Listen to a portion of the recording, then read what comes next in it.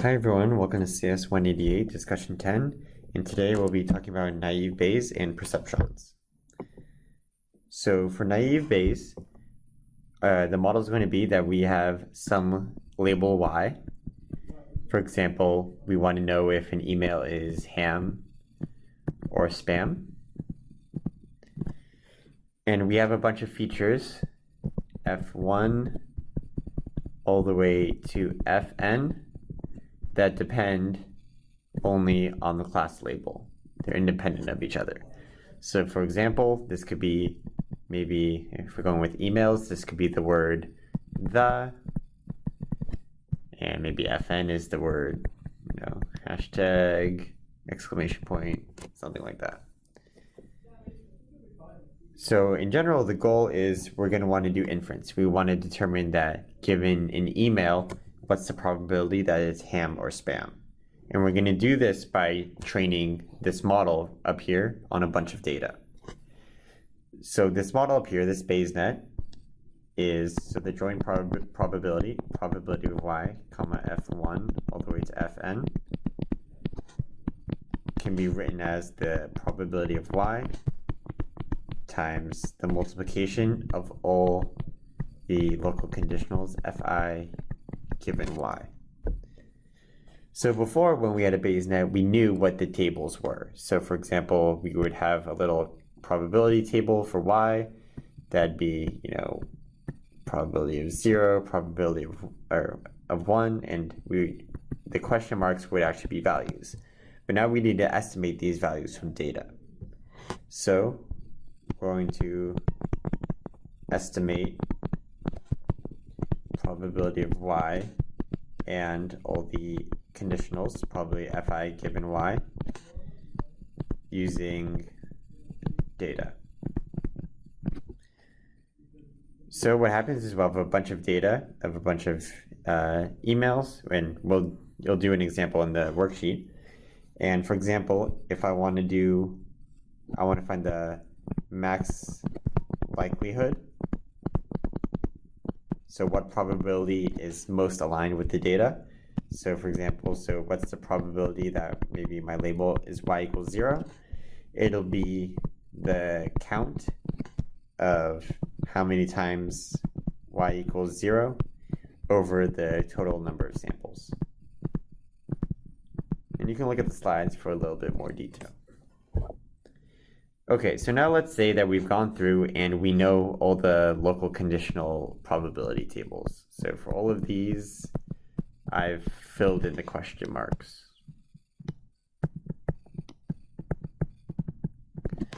Now we get to do inference, which is we train the model, now we want to ask questions based on the model. So what do we want to ask? We want to ask what's the probability of the label given a bunch of features. So given a new email, which is composed of all these words f1 through fn, what's the probability it's ham and what's the probability it's spam? So we can rewrite this using Bayes' rule. So the joint is on top.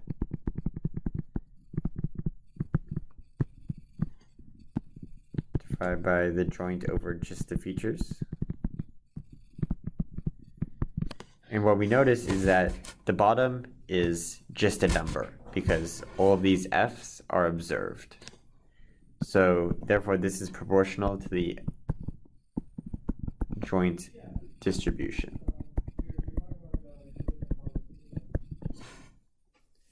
So now that this is the case, how do we do inference? Well, if I want to know if it's ham or spam, if the probability that it's ham, or probably y equals 0, comma f1, comma fn, is greater than or equal to the probability of y equals 1, comma f1, all the way to fn, then I will label it as 0. So I'll predict it's ham. Otherwise, I'll label equals 1. So first part is I build the model, second part I do inference. So This is all based on data, so this is where the power of these models come from. But now we might run into an issue, and the issue can happen with unseen events. So if we've never seen an event, the probability will be 0 if I've never seen the word the. But that's kind of an unrealistic assumption. So that's where we got into Laplace smoothing, which is a form of adding a prior. So how does Laplace smoothing work? Well, let's work with an example. Let's say we have a variable a, and it can take on two values, 0 and 1. And let's say probability of a for 0, let's say occurs 0 out of 5 times, and 1, it occurs 5 out of 5 times. And we know that this isn't fully true. This is just what the data said. So what we're going to do is we're going to do Laplace smoothing. So with Laplace smoothing, you have the number k, which is how many artificial samples do I add to each one. So how this works is I form the exact same table, a, probability of a. And now I take, so previously I had 0 examples of a being 0. I just added 3 more. And before, for 1, I had 5 examples of a being 1, and now I'm adding 3. Now I need to divide this such that it sums to 1. So I'm going to divide by 11.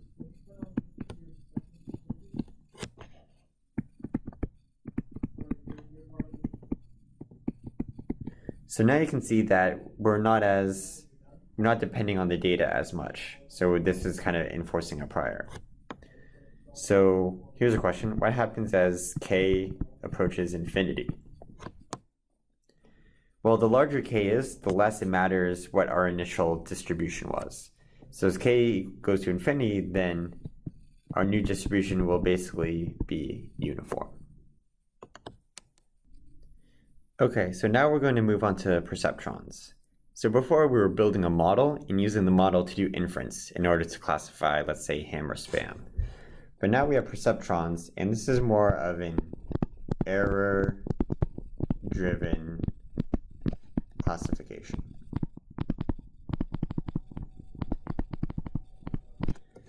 So let's say we have a bunch of data and they're of different classes. So let's say I have a bunch of pluses representing data of one class, and then maybe I have some minuses which represent another class, and I have a bunch of checks which represent a third class. So what I want to do is, the goal of perceptrons is to find these weights such that I carve up the space so that I can classify correctly. So anything in the top right region, well, let's say I put a question mark here. So based on these borders, I would classify this as the question mark as a plus. And by error-driven classification, what I mean is, let's say our border actually starts out like this. So in the algorithm perceptrons that we're going to talk about, what we're going to do is we're going to be here and we're going to say, oh, here's the plus, it's on the wrong side. So I need to move this border such that I classify it correctly. So then I'll move the border and I'll move it maybe somewhere up here. So that's what I mean by error-driven classification. Okay, so let's set up the formulation. So we're going to have a bunch of labels. We're going to call these y. And we're going to have a weight vector associated with each label, so w sub y. And we're going to have features f, which are a function of our state x. Now we're going to say the activation of a class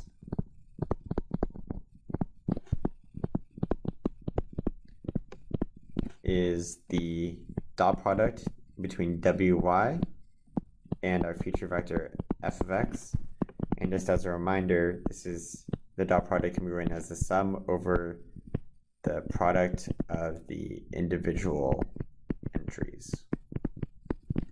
So you've done this in multiple, throughout the class. Like for example, in your first project, when you were computing the score of a board, you were doing a dot product between weights and feature vectors.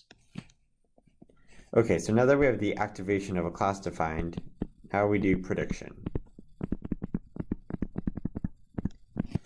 So I want to predict the class Y as what's the given an example X, what should I classify it as? So we're going to classify a new data point as which one has the highest activation. So it's going to be the arg max over all possible labels Y of the activation, which is wy dot f of x. Okay, so now how does training work? So here's the Perceptron algorithm. So first you pick an example X, so some data point, and then you do prediction. So you say, given my current weight vectors, what would I classify it as?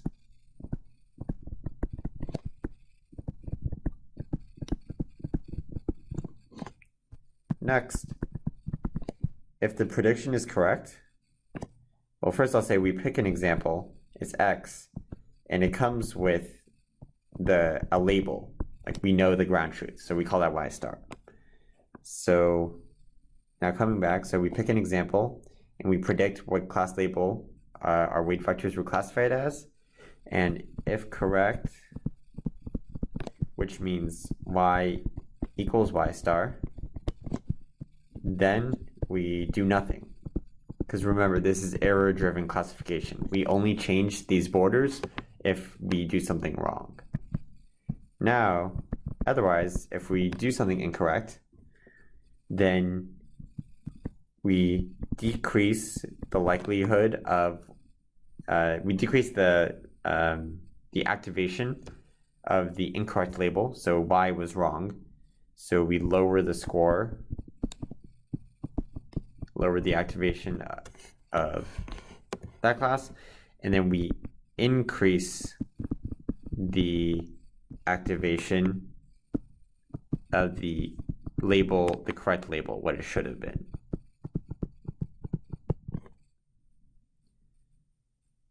Okay, so the algorithm is pretty simple, but one of the tricky things is how does this else update? How did this weight update? Does that actually do what we want? Does it make the wy star, that class, have a higher activation? So we can kind of do this by drawing a picture. So let's say we have w1 is some vector, and let's say here's w2 is some vector, and now I'm going to draw, here's f. So if I look at this, I picked my example, which was, and I got this feature f of x, and let's also say that my data point is x comma and the label is 1. So y star is 1. Now, if I do the dot product, what I find is that, so we have y star equals 1. But if I do the dot product, I find that y equals 2. I predict 2 because f of x is more in the same direction as w2. That's kind of what dot product means if you remember back to linear algebra. So we made an error. So we're going to apply this update. So we take the label that we messed up on, wy, which is class 2, and we subtract f of x from it. So I subtract it, and I get a new vector w2. Then I take w1, what f of x should have been classified as, and I add f of x to it. I do that, and then I get a new vector w1. So now you can see that w1 and f of x got closer together. Their dot product will be bigger, while w2 got farther apart. So as you can see, this update pushes things in the correct direction.